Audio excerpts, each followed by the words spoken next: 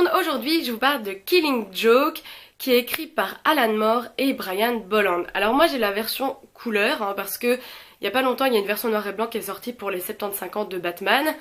Et ouais, c'est déjà bien vieux, ça m'étonne toujours. Dans ma vidéo de Batgirl, je vous expliquais que l'intro historique au début m'avait donné grave envie de lire Killing Joke parce que Barbara Gordon, un Batgirl, lui arrive un truc assez dingue dans celui-ci et du coup j'ai eu envie de le lire.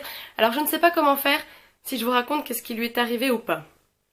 Je pense que c'est mieux que je le raconte pas, même si dans Batgirl justement on spoil le début pour vous expliquer qu'est-ce qui lui arrive. Je sais pas quoi faire mais je pense que je vais pas vous le raconter, juste vous dire que le Joker lui fait un truc atroce. Voilà. C'est vraiment un psychopathe et on se rend bien compte dans celui-ci à quel point il est psychopathe. Alors au début de l'histoire, on va retrouver Batman qui va en prison et dire bonjour à son cher ami le Joker, mais il va se rendre compte que c'est pas lui.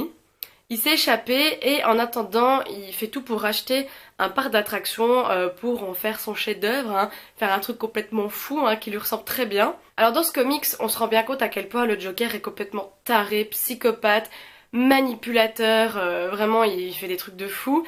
Et en plus de ça, on va voir ses origines, ce que j'ai beaucoup aimé parce que c'est bien illustré, c'est beaucoup des flashbacks en noir et blanc, mais il y a toujours une couleur dans la scène. Et voilà, on va comprendre comment il est devenu taré, on va comprendre la rivalité entre le Joker et Batman. Alors moi je suis très fan de cette version parce que les couleurs sont magnifiques. Je trouve que Barbara Gordon elle est sublime, le Joker, le vert, le violet ressortent très bien. Enfin voilà, en fait c'est une version qui a été recolorisée et moi vraiment je l'adore. J'aimerais bien voir l'ancienne version justement pour comparer les couleurs. Mais voilà, c'est moderne, c'est bien fait, enfin le dessin a beau être fait dans les années 80 je crois, ça donne toujours aussi bien. Je trouve que le Joker est très beau, j'aime beaucoup sa physionomie. Et je trouve que la fin est très bien faite parce que ça finit voilà, sur une histoire, sur une blague.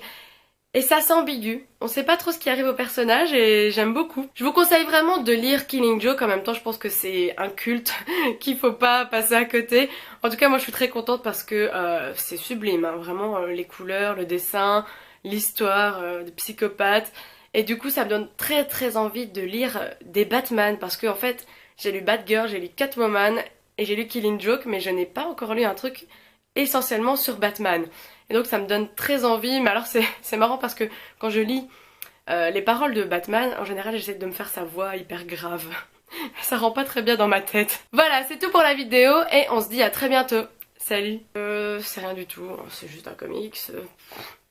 J'aimerais bien savoir parler non-stop et pas m'arrêter. Pourquoi il est en... Ah, j'en ai marre, je vais jamais... Putain mais aujourd'hui c'est vraiment catastrophe.